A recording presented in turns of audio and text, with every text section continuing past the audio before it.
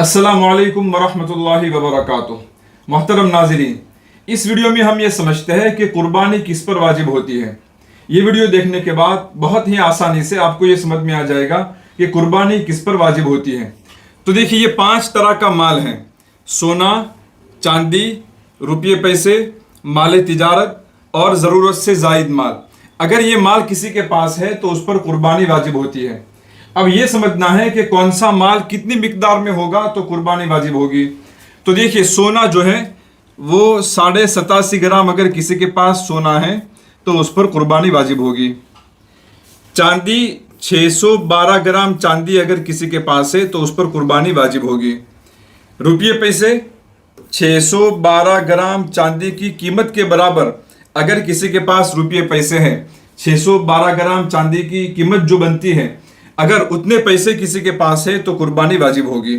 इसी तरीके से माल तिजारत यानी कि सेलिंग का जो माल है उसकी कीमत अगर 612 ग्राम चांदी की कीमत के बराबर अगर उसकी कीमत पहुंच जाती है तो उस पर कुर्बानी वाजिब होगी। इसी तरीके से ज़रूरत से ज़ायद माल अगर किसी के पास है और उसकी कीमत 612 ग्राम चांदी की कीमत के बराबर हो जाती है तो उस पर भी कुर्बानी वाजिब है।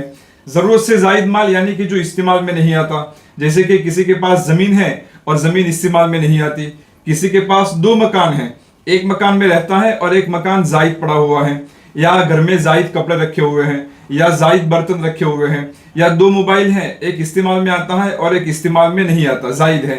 तो ज़रूरत से जायद जितनी भी चीज़ें हैं, चाहे वो ज़मीन हो, घर हो या घर का सामान हो, वो अगर ज़रूरत से जायद है यानी कि वो इस्तेमाल में नहीं आता और उसकी कीमत अगर 612 ग्राम चांदी की कीमत के बराबर अगर वो उसकी कीमत हो जाती है तो उस पर भी कुर्बानी वाजिब होगी।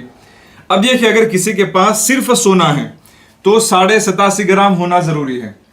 सिर्फ सोना है, उसके साथ चांदी भी नहीं है, पैसे भी नहीं है, माल तिजारत भी नहीं है और ज़रूरत से ज़ायद सामान भी नहीं है। सिर्फ किसी के पास सोना है तो 87.5 ग्राम सोना होगा तो उस पर कुर्बानी वाजिब होगी। लेकिन अगर सारी चीज़ें मिली हुई है, जैसे सोना है उसके साथ थोड़ी चांदी भी है, या चांदी के साथ रुपये पैसे भी हैं, या थोड़ा माल तिजारत है, या थोड़ा ज़रूरत से ज़ायद माल है, यानी इनमें से सारी चीज़ें मिली हुई हैं, इनमें से कोई चीज़ ऐसी नहीं है जो निसाब को पहुँचे, यानी कि जो चांदी है वो 612 ग्राम से कम है, या पैसे है वो 612 ग्राम चांदी की कीमत से कम है। तो इस तरीके से कोई भी सामान पूरा नहीं है, 612 ग्राम या 612 ग्राम चांदी की कीमत के बराबर कोई सामान नहीं है। लेकिन इन तमाम को मिलाकर 612 ग्राम चांदी की कीमत हो जाती है। थोड़ी चांदी है, थोड़े पैसे हैं, थोड़ा ज़रूरत से ज़ायद सामान है, थोड़ा माल तिजारत है, ये सारी चीज़ें मिला करके 612 ग्राम चांदी की कीमत के बराबर अगर वो रकम पहुंच जाती है तो कुर्बानी वाजिब होगी।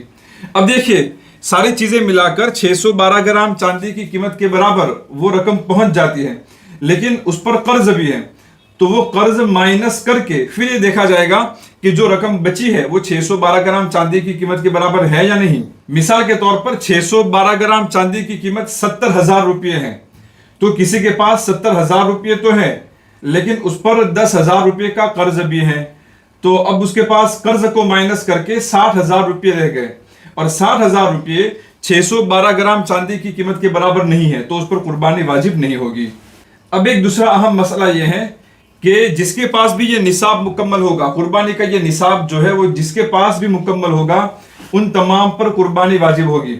ऐसा नहीं हो सकता है कि घर में से किसी एक आदमी ने कुर्बानी कर ली और बाकी साथी बेफिक्र हो गए, दूसरे साथियों ने फिक्र नहीं की। जैसे कि बाप बेटे एक साथ रहते हैं, बाप की तरफ से तो कुर्बानी हो गई, बेटे की तरफ से कुर्बानी नहीं की, तो इस तरीके से काफ़ी नहीं है।